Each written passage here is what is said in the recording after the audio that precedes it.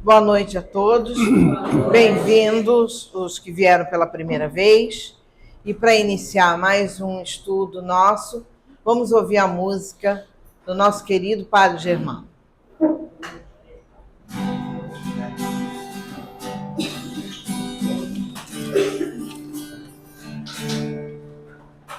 Padre Germano, olhai por nós, dai-nos a bênção do Senhor. Padre Germano, olhai por nós, mostre-nos o caminho do amor.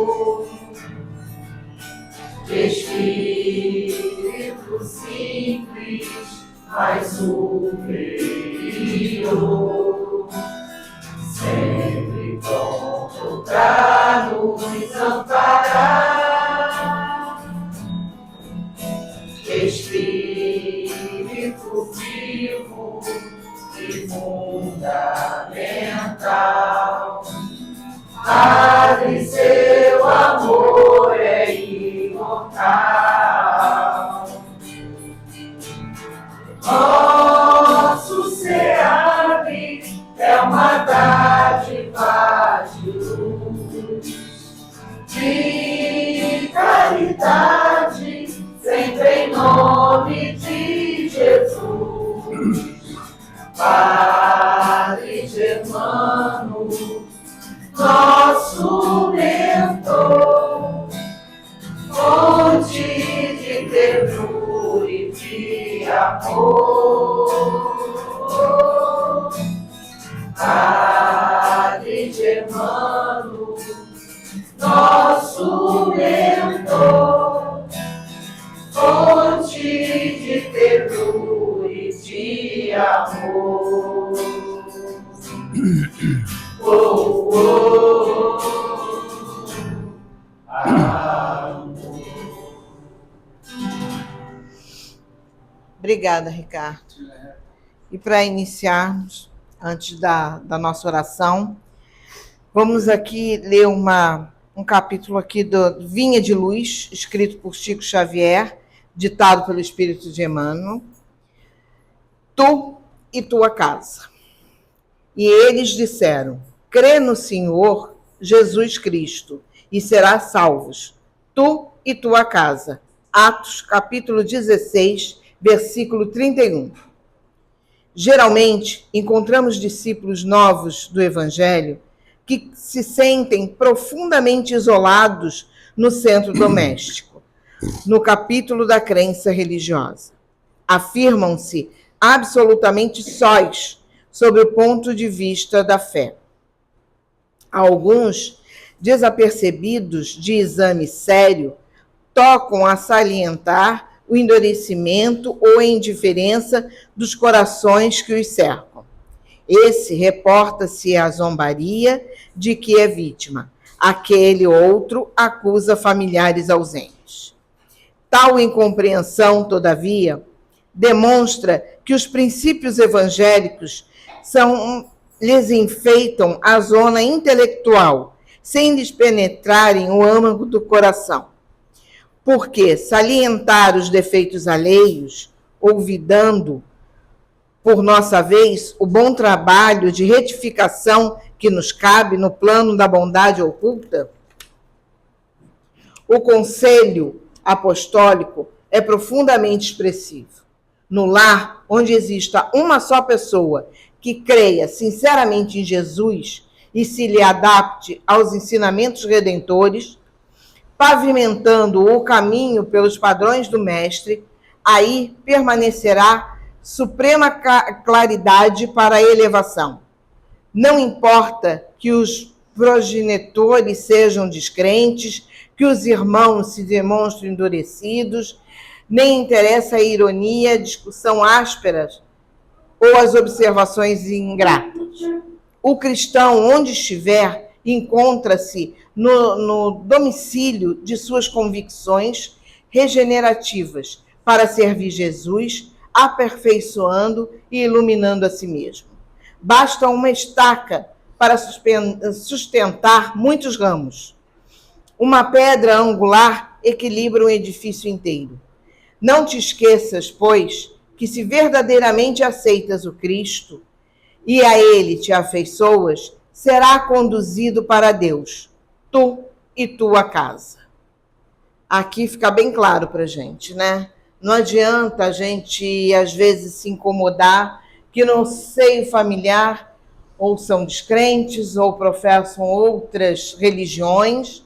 O importante somos o que nós estamos acreditando e seguindo o caminho de Jesus. Porque o nosso crescimento espiritual é único, é individual, né? Não podemos crescer e esperar os outros para crescermos juntos. Temos que, infelizmente, é um crescimento individual. E então, temos que ter fé em Jesus e acreditar, como ele falou aqui. Se uma única pessoa numa casa crê realmente em Jesus, em Deus, toda a sua casa vai estar, né, aos braços de Deus, porque será um caminho para eles evoluírem. Não vou me ater a muito tempo, até para dar mais tempo para o nosso irmão. Não, fique à vontade.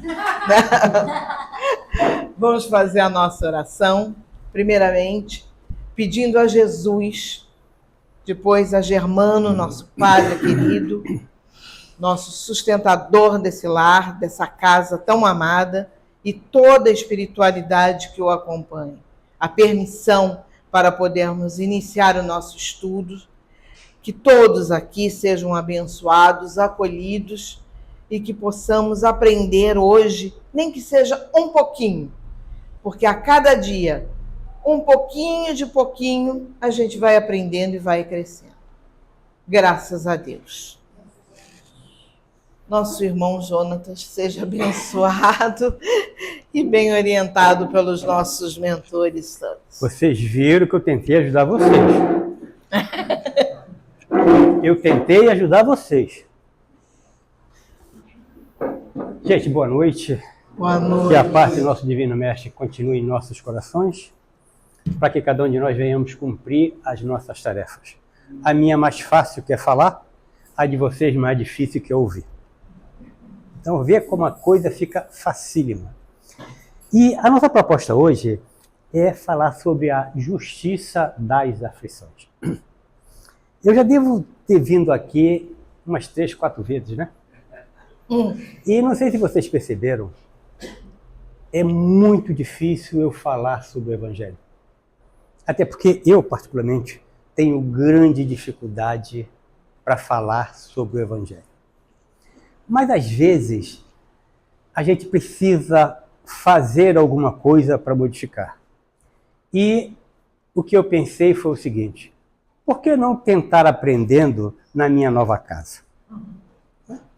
Porque melhor a gente treinar em casa do que treinar no lugar que... Aqui, pelo menos, eu conheço as pessoas e eu tenho certeza absoluta que nem vai dizer, cala a boca, não vai acontecer isso.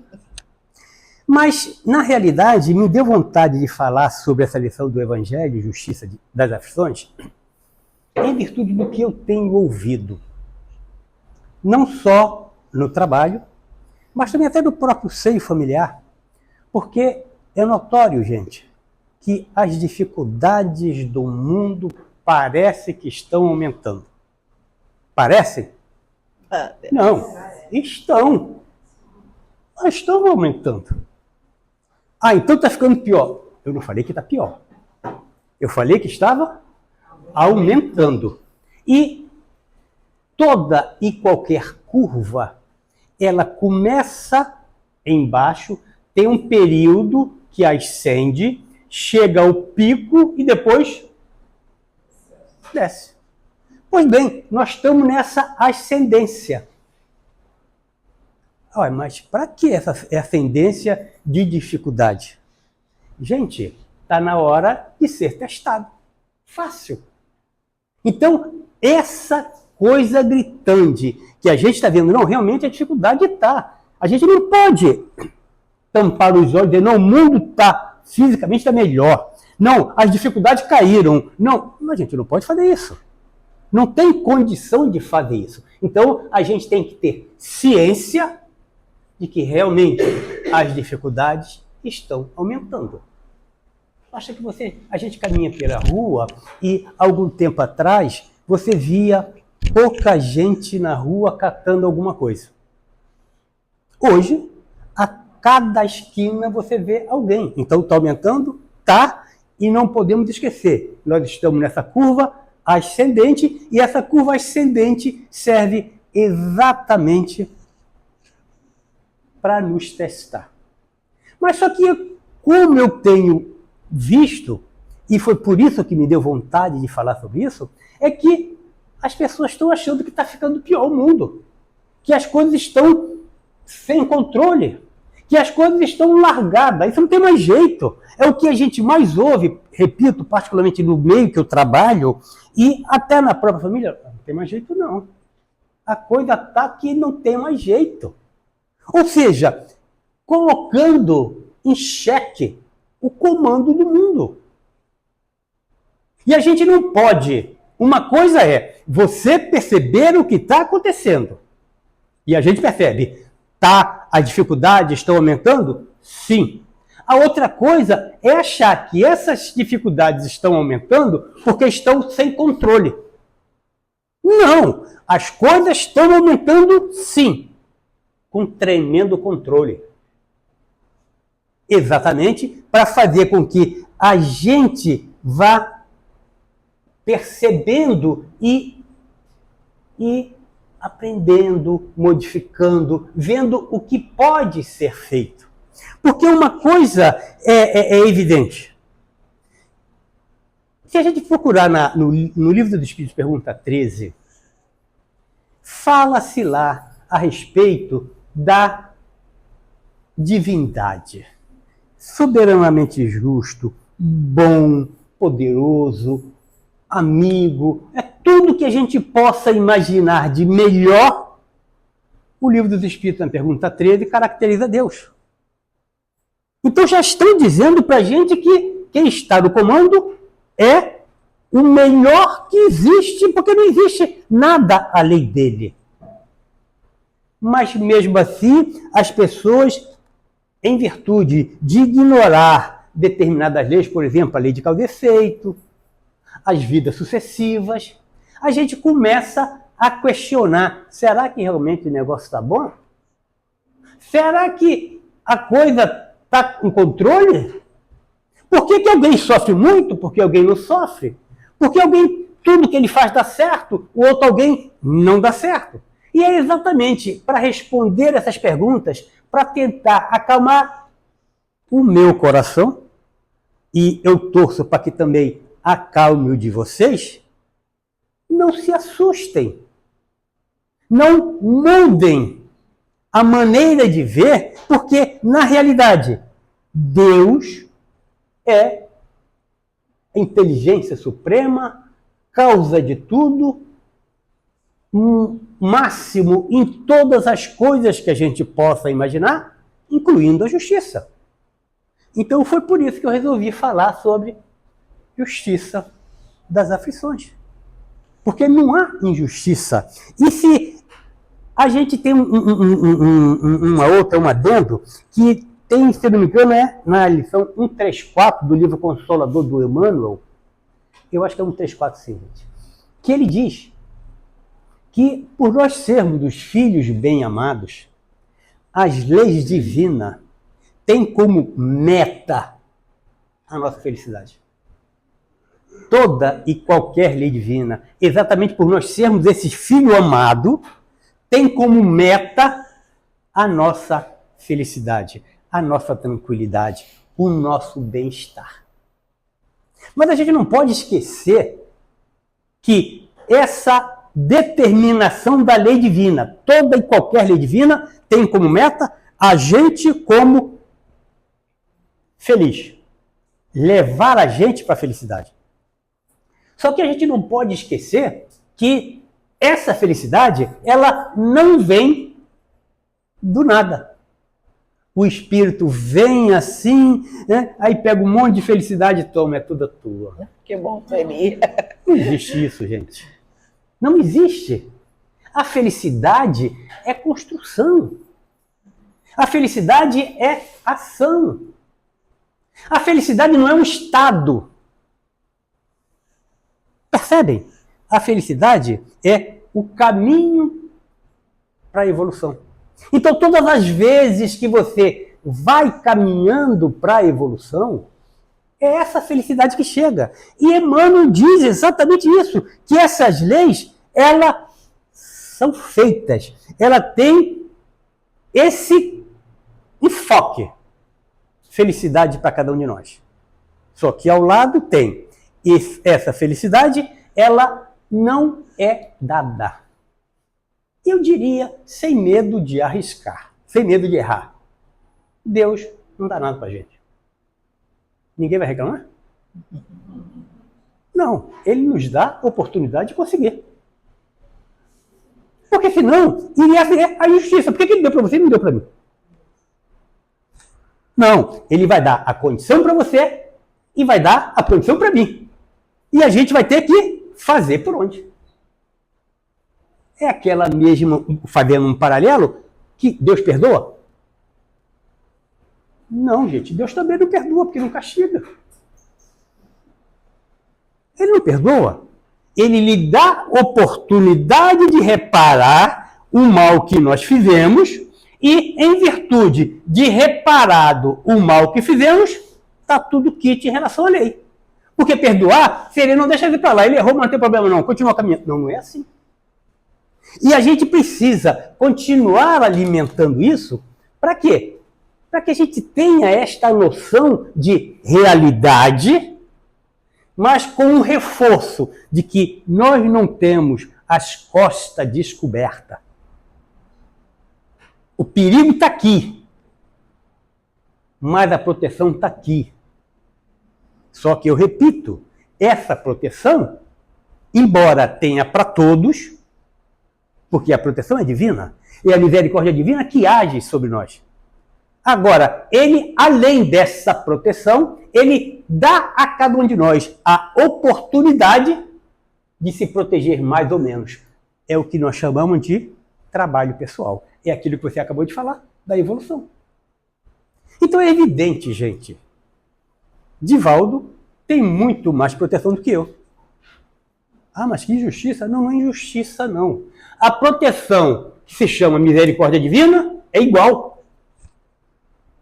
Porque eu sou tão filho quanto ele. Agora, o que ele já fez para fortalecer esta proteção? Aí é que está a diferença. Então a diferença não está no que Deus dá.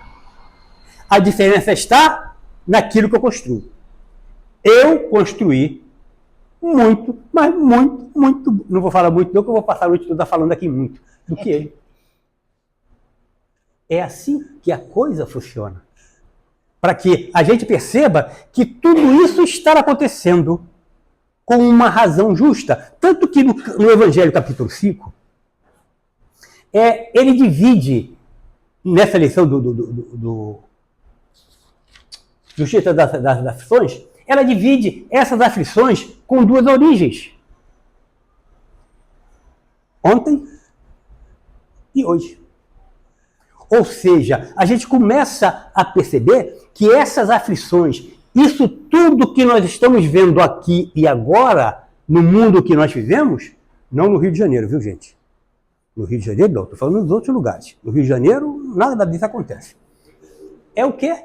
Fruto ou de ontem ou de hoje. Tanto que no item 4 e 5, ele nos esclarece mencionando os males terrenos. Os males terrenos acontecendo de forma hoje. Motivo hoje. E, gente, basta que cada um de nós paremos um pouquinho para analisar e nós vamos ver realmente que uma grande parte das dificuldades que existem não são de ontem. É ocasionado pela nossa incúria. Aí eu sei que vocês estão pensando, aí vem um cara lá de Rocha Miranda para acusar a gente dizendo que não está fazendo a coisa certa. Não. A minha ideia não foi acusar ninguém que não fez a coisa certa. A minha ideia foi fazer com que a gente analise a cada um de nós a nossa conduta, o que eu tenho feito, o que eu não tenho feito, o que eu tenho ouvido, o que eu não tenho ouvido, quando é que eu estou falando, quando é que eu não estou falando, e perceba, se a grande maioria das dificuldades de hoje provém do hoje. Vocês já pararam para pensar, não que aqui tem, aqui eu sei que não tem, mas vocês já pararam para pensar o que sofre um ciumento? Já pararam para pensar isso?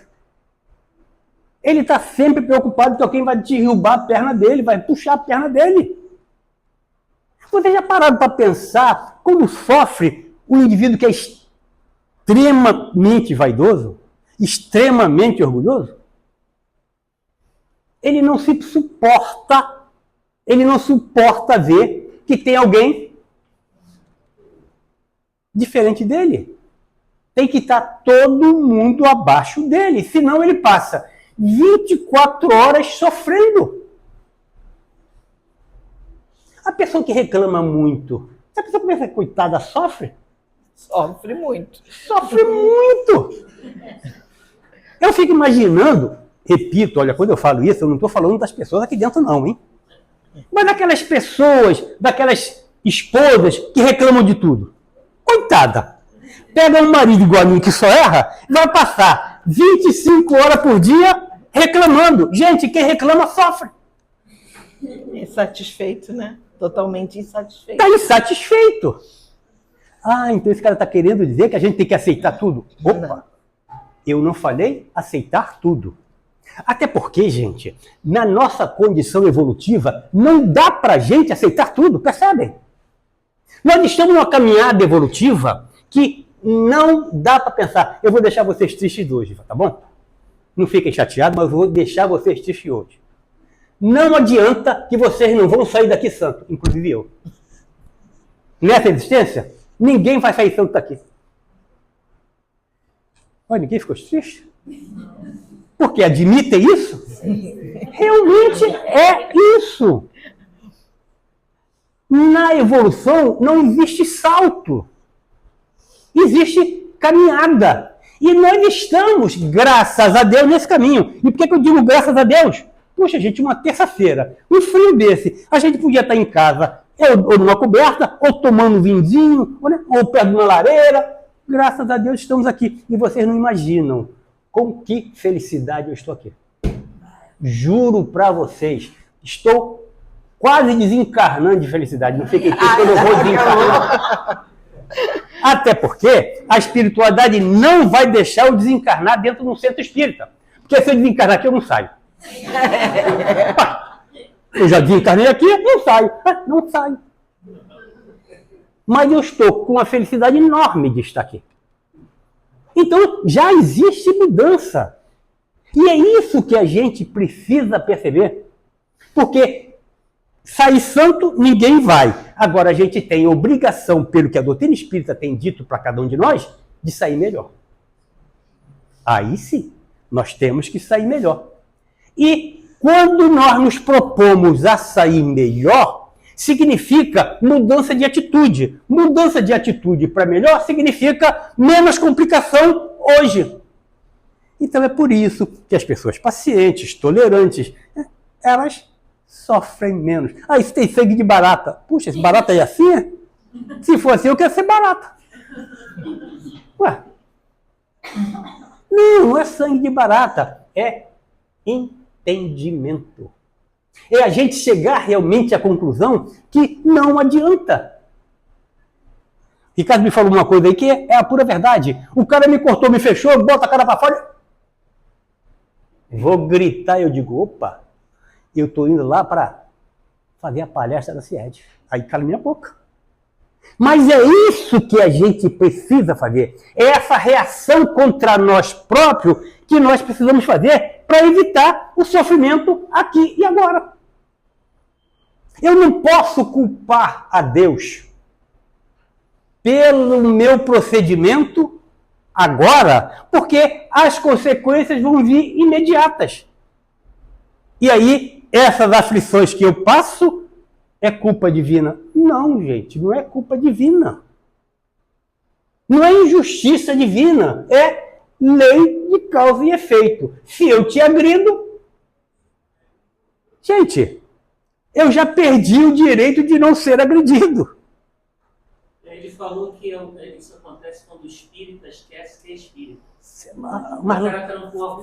Mas a gente só esquece. Robertinho, ele passou do lado, já ia gritar, outra caramba, você é espírita. O problema todo, Ricardo, é que a gente só esquece. É por isso que eu falei para você que a coisa mais fácil que tem é ser espírita dentro da casa espírita. É verdade. Que eu tô aqui, aí o cara me empurra, eu digo, oh, desculpa. Ué, mas foi o cara que me empurrou. Mas eu que peço desculpa. O cara vai passando, pisa no meu pé, eu digo, não foi nada. Aqui, meu carro tá aqui, eu digo, não foi nada, não. Porque aqui dentro é fácil. Mas a gente tem que ser espírita fora daqui, para mudar as nossas atitudes. Essa mudança de atitude é que vai diminuir as nossas aflições. Ah, mas peraí, você está falando das nossas aflições, mas você começou falando que o mundo está... Gente, mas nós somos o mundo. Eu sou capaz, eu sozinho, agora vocês imaginem só, eu sozinho sou capaz de diminuir a aflição do mundo. Acreditam? Sim, basta que eu diminua a minha. Ué, se eu diminuir a minha, é um ser a menos aflito no mundo. Ou seja, é uma atmosfera mudando em virtude da nossa conduta. Ah, então esse cara veio para cá para ensinar a gente a ser egoísta, só pensar na gente. Não. Eu não estou dizendo só para pensar na gente. Mas vem cá, eu consigo ir em direção a alguém se eu não estiver entendendo a mim próprio? Não consigo. Eu preciso me entender. Eu preciso me modificar. Eu preciso criar uma conduta diferente em mim para chegar até você. Porque senão não vai resolver. E é exatamente isso que o Evangelho diz no item 4 e 5. De que nós precisamos vigiar um pouco mais. Nós precisamos olhar um pouco mais com atenção ao que está à nossa volta. Para que possamos, de alguma forma, tentar sempre errar menos. E aí, a gente começa a perceber de que essas dificuldades, na realidade, faz parte da nossa invigilância, do nosso pensar. Diz Emmanuel que a nossa mente é capaz de criar mais desequilíbrio para o nosso corpo, mais do que todo e qualquer vírus conhecido. Vocês já pensaram o que é isso? Que o nosso equilíbrio... E hoje, gente, já não é mais um assunto só religioso. Já é um assunto científico. Porque a ciência hoje diz que o estado imunológico de cada um de nós depende da nossa maneira de pensar. Então, queremos menos aflições, mudemos essa postura. Porque Deus é tudo isso que a gente falou no início. É justiça. E aí me veio agora uma pergunta. Tudo bem que isso são os espíritos que dizem. E nós? O que pensamos de Deus? Ah, ele é o Criador, só. O que eu faço para que, na realidade, esse Criador se torne dentro de mim o Criador? São essas atitudes que vão fazer com que a gente minimize as dificuldades de hoje em dia. Aprendendo tudo aquilo que Jesus veio nos ensinar. E uma das coisas para o tempo de hoje que mais vale lembrar é, quando alguém convidar você a caminhar 5 passos, o que ele diz? Ande, quantos? 10. Quanto? 10. 7? Não, ele errou da conta, ele foi para dar uns 3 mil, 5 mil, 7 mil, por aí. Porque é isso que a gente tem que fazer. É tolerar um pouco mais. É perceber isso que é o fundamental. Perceba bem, gente, que eu não estou falando para a gente ter paciência não, viu? Sabe por que eu estou falando para a gente ter paciência? Não, que eu não estou falando para ter paciência? Porque quem tem paciência não passa por isso que a gente está passando. Então a gente precisa aprender a tolerar.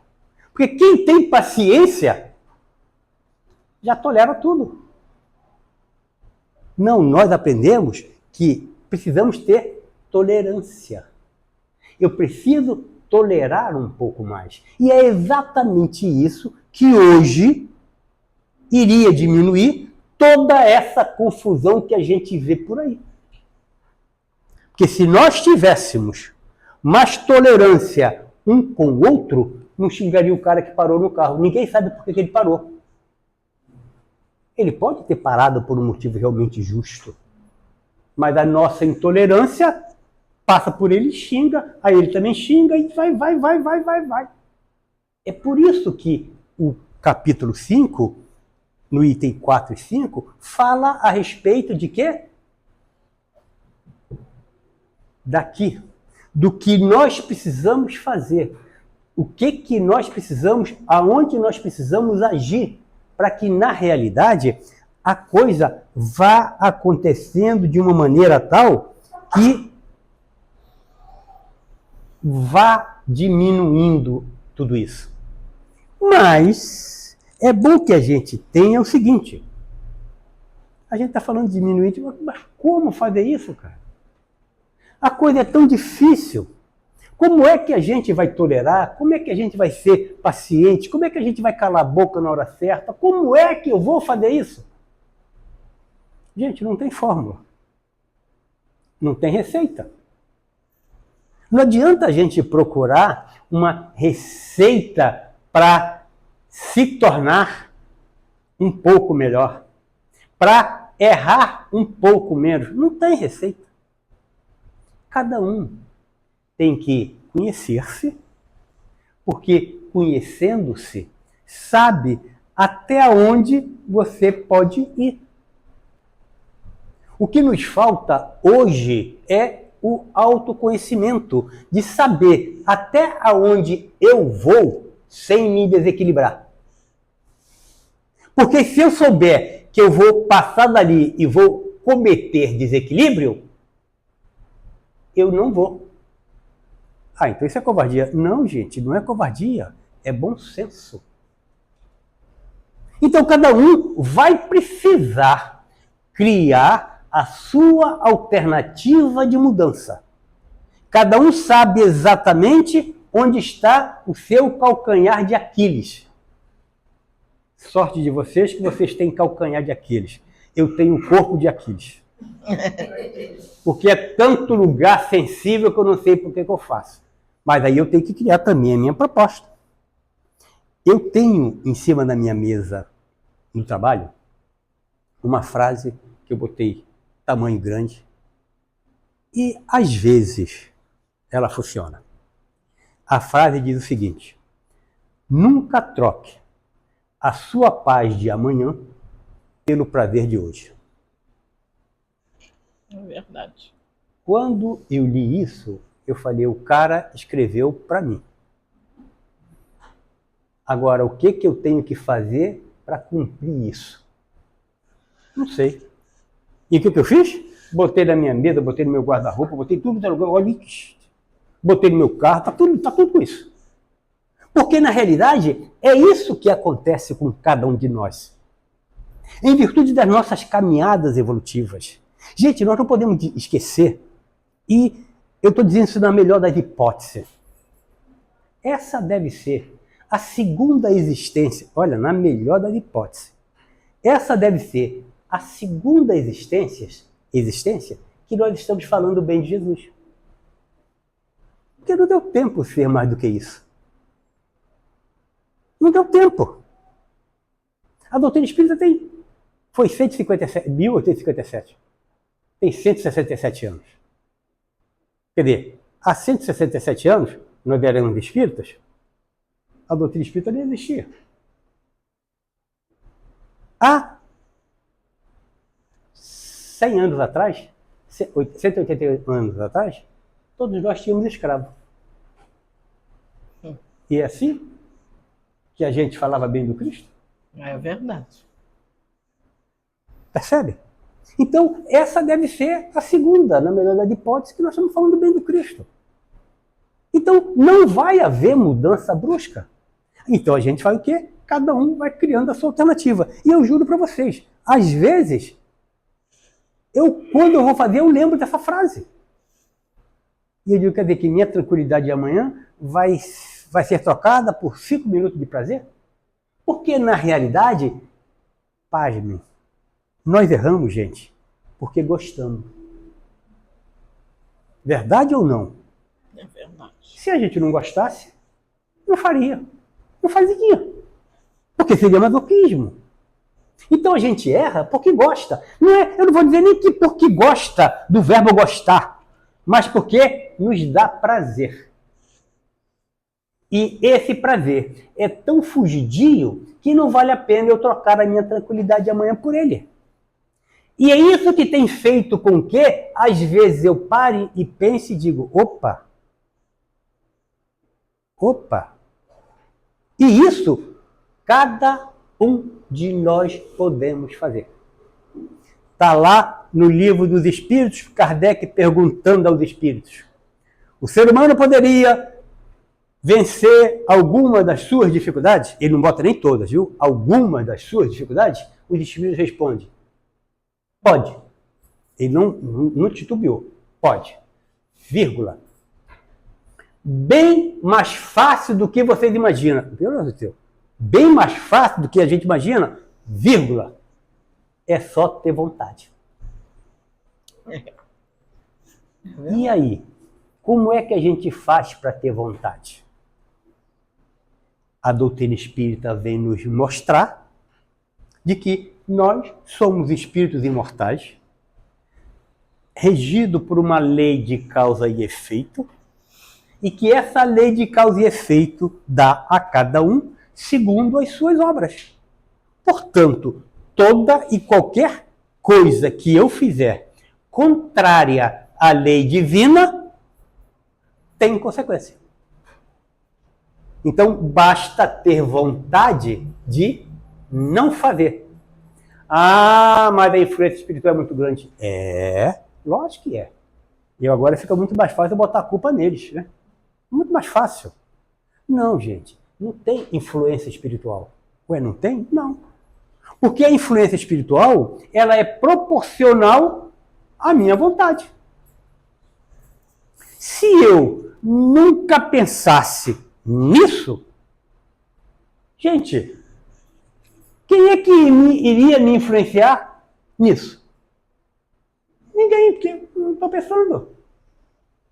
Então é isso que a gente tem que ver, que nós somos o responsável único das nossas dificuldades. E os amigos espirituais, sim, eles têm participação, sim, quando eu assim o permito. O problema todo, gente, sabe qual é? É que eu sempre permito. Isso é que é a dificuldade. Porque eu sempre estou permitindo, porque eu esqueço daquela assertiva que o Cristo sabiamente recomendou a cada um de nós. Ora e vigia. A gente faz isso. A gente está preocupado com isso. Quando alguém nos aborrece, a gente para pensar, ora e vigia, antes de fazer qualquer coisa? Não, a gente simplesmente responde. Responde por quê? Porque o homem velho, o homem que está comigo, que veio caminhando desde lá do primórdio, que sacrificou Cristo, que sacrificou todo mundo, está aqui hoje. Tome cuidado, ele está aqui hoje. Ele está aqui hoje. Então o que eu preciso fazer? Tomar cuidado com ele. E para que eu possa tomar cuidado com ele, gente, eu preciso usar a racionalidade.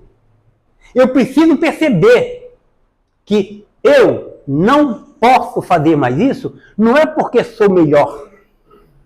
É porque sou racional. E essa racionalidade, lamentavelmente, na hora das nossas decisões, a gente não atua nela. Porque se atuasse, eu não te respondia com malcriação. É verdade. Ué, se atuasse, eu não respondia você com malcriação. Então a doutrina espírita vem trazer a gente que a maior parte das nossas dificuldades não é de ontem, é de hoje, pela nossa conduta. Sem ferir a ninguém, pelo amor de Deus. Mas em relação à nossa conduta, chega-se o resultado de hoje. Continuando esse mesmo capítulo, adiantar o relógio? Continuando esse mesmo capítulo, no item 6, ele fala das causas anteriores. Mas para se falar em causas anteriores, eu preciso acreditar que realmente eu sou um espírito imortal e que nasço, venho ao corpo físico tantas vezes quantas forem necessárias. Para quê? Para que eu possa perceber de que muitas das vezes as coisas que nos acontecem pode realmente não ser de hoje. Mas, segundo eu li, acho que foi numa página, eu não me lembro se foi da André Luiz ou no Jornal Espírita, que não mais de 10% das nossas dificuldades veio de ontem. Gente, imagine, 10% só que veio de ontem. Porque nessas a gente não pode mexer. Gente, 90% depende da gente agora. E vocês já pararam para pensar se o mundo diminuísse 90% dos problemas? É muita coisa. Porque não tem jeito, gente. Imagina como é que o mundo foi construído até chegar hoje, gente. Ele foi construído em cima de guerras, assassinatos, morticínios, maldades, intrigas. Foi assim? Ou foi de outra forma? Pega a história. De doenças. Pega a história, que a gente vai ver o quê? Tudo isso que eu falei. Vocês já pararam para pensar? Vocês quando assistem o filme, eu não gosto de assistir filme por causa disso. Porque quando eu vejo o cara em cima do cavalo, com aquela lança, entrando numa cidade, matando todo mundo, queimando todo mundo, eu digo, olha eu lá. É verdade. Eu não gosto de ver filme por causa disso. Eu me vejo fazendo aquilo lá. Todos nós já fizemos. E tudo aquilo acabou? Não. Não, gente. Ele vem caminhando, ele vem se dissolvendo até chegar hoje. Aí chego hoje, não tem jeito. Eu tenho que encarar. Eu tenho que fazer. Mas percebam bem que mesmo sendo de ontem, a misericórdia do Pai é tão grande que Ele não nos cobra de uma só vez. Porque eu não sei vocês, mas se Ele me cobrasse de uma vez só, acho que eu não tinha nem nascido. Não tinha nascido. Porque é muita coisa. É aquilo que eu falei a vocês. No máximo, essa deve ser a segunda vez que nós estamos aqui falando do Cristo. Porque até ontem não acontecia isso. E aí, como é que vai fazer? Deus vai pegar, passar a borracha e perdoar todo mundo? Não, porque essa não é a lei dele. A lei diz o seguinte: livra-se que o dever, livra-se do mal, que o pagar é certo. Então, cada um de nós hoje colhe aquilo que plantou, nessa ou em outras existências. Gente, lamentavelmente, não existe inocentes no mundo de prova e expiação, raras as exceções que estão em missões. Não existe inocente. Porque se existisse inocente, eu teria que também afirmar que existe injustiça divina. Como não dá para admitir injustiça divina, eu tenho que admitir que inocentes não. Mas eu não posso mais pensar numa única existência. Porque senão seria a derrocada de tudo. Eu preciso, então, ter esta certeza para quê? Para que a gente perceba de que toda e qualquer dificuldade tem uma razão de ser.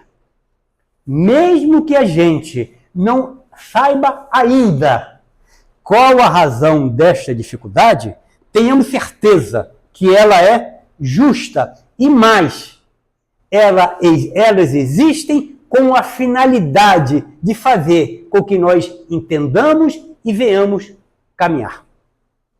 A proposta das dificuldades é exatamente essa, de fazer com que a gente caminhe. Não de fazer com que a gente comece a pensar que o mundo está largado, que o mundo não tem jeito, que cada vez vai ser pior. Não, não vai ter cada vez pior. Porque o mundo também está mudando apesar de nós. Ué, apesar de nós? Sim. Ué, mas não falaram sempre que é a evolução do ser humano que faz com que o mundo evolua? Sim. Mas também está lá na Gênesis que fala a respeito da lei do progresso. E a Terra está nesse progresso. Quando eu falo agora Terra, é Terra-mundo. Ela precisa também caminhar, porque quem caminha não somos só nós, não. O mundo que nós vivemos, caminha também. Então a Terra está passando por esse processo. Quer nós queiramos, quer nós não queiramos, a Terra está em movimento de regeneração. Ou a gente caminha rápido para ir com ela, ou a gente fica atrás. E daqui a milhares de anos, vocês vão ler o livro lá, Exilados da Terra, em vez de ser Exilados de Capela. É. Mas não tem jeito, porque ela vai caminhar. Agora, para que eu possa estar junto, eu preciso, pelo menos, caminhar junto com ela. Olhar na realidade que, sim, repito, está havendo dificuldades, mas essas dificuldades têm como meta a nossa caminhada. Então, cada um de nós precisamos colaborar de alguma forma para que a coisa mude. E a pergunta não é o que está acontecendo na Terra, não. A pergunta é simples. O que eu estou fazendo para melhorar a Terra? O que cada um de nós, particularmente, está dando em favor dela? Ah, mas eu não tenho nada. Gente, a Terra não está precisando de dinheiro. Ela não tem onde gastar. Ela está precisando de vibrações de paz. Vibrações de fé. É a certeza inconteste de que Deus está no comando. É a certeza inconteste que isso é passageiro. É a certeza inconteste que tudo isso passa. E que nós precisamos, de alguma forma, fazer, pelo menos, a nossa parte. Para que amanhã, sim, estejamos em um mundo terra, regenerado, com algumas dificuldades ainda, mas muito menores da que acontece hoje. Reclamar, xingar, achar que Deus é injusto, achar que Deus não existe, isso só piora. O que nós precisamos é continuar confiando e, acima de qualquer coisa, pedir por esses companheiros que ainda não conseguem perceber essas aflições como a resposta divina para fazer com que nós evoluamos. A gente precisa sair desta corrente, a gente precisa sair dessa turba que vê e torce porque aconteceu isso, porque é bem feito, porque ele fez isso. Eu fico agoniado com alguns companheiros que eu tenho lá, que o celular dele tem tudo quanto é crime que você possa imaginar. Eu digo, cara, para que você quer isso? Não, eu tenho que ficar atualizado. Então me deixa desatualizado, cara. Não quero saber. É verdade. Me deixa desatualizado. Não, realmente, quanto a isso, eles me bloqueiam. Tá fazendo alguma coisa, estou comentando lá, eu vejo um Jones aí, para quem não gosta desse assunto, não. E realmente eu não gosto. Porque esse tipo de sentimento, ao invés de auxiliar, só prejudica. Eu sei que o indivíduo errou. Eu sei que ele errou. Mas não precisa que eu faça nada mais do que isso. Aí me faz lembrar a lição do livro Boa Nova, do Humberto de Campos, em que Jesus, aquela passagem da mulher adúltera, em que Jesus diz, vai embora e não peques mais. Depois que todo mundo foi embora, Pedro chamou Jesus em particular. Falou, mestre, eu sei, eu respeito muito o senhor, mas isso não está certo, mestre. O senhor tinha que condenar. Porque ele errou. Não, mestre, não pode ser assim. E aí Jesus só diz o seguinte, não, Pedro, eu sei que ela errou. Mas o que você queria que eu fizesse? Você queria que eu aumentasse a cruz dela? Ou seja, o que ia adiantar ele acusar a ela aquela hora? Só iria aumentar o peso da cruz dela. Para quê? E é isso que a gente precisa fazer com aquele que age de uma maneira errada. Ele ainda está fazendo isso. Não fiquem vaidosos não, gente. Nós já fizemos. Nós já fizemos. E não tem muito tempo não, hein? Você está lembrado, né? Não tem muito tempo não. Não, esqueceu nada. Não esqueceu não. Então por que nós temos que jogar pedra? Não, gente, é o contrário. Precisamos suavizar essa maneira de pensar, porque o único meio que nós temos para auxiliar a Terra é exatamente esse, é mudar a nossa atmosfera. E para finalizar, que eu já estou com pena de vocês, tem um pensamento aqui de Humberto de Campos que tem muito a ver com isso, que eu queria deixar aqui para a gente pensar. Ele diz aqui o seguinte, que a fé pertence, sobretudo, aos que trabalham e confiam. Gente, confiar, ou melhor, ter fé sem trabalho e sem confiar, não é ter fé. Então ele diz, a fé pertence, sobretudo, aos que trabalham e confiam. Tê-la no seu coração é estar pronto para Deus. Não importa se você tem saúde ou enfermidade do corpo. Não importa se você tem infortúnios ou sucessos felizes na vida material. Precisamos sempre trabalhar e confiar.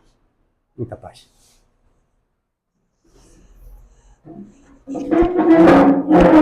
Obrigada, irmão. Tá aí mais um estudo que nos leva a uma grande reflexão, né? Não é só deixar vir para o ouvido, tem que vir para a cabeça e para o coração, para a gente poder utilizar isso em prol de nós mesmos, do nosso crescimento. Vamos passar para a nossa segunda parte do trabalho. Agradeço a todos que estão nos vendo pelo YouTube. Que Deus os abençoe. Muita harmonia e paz.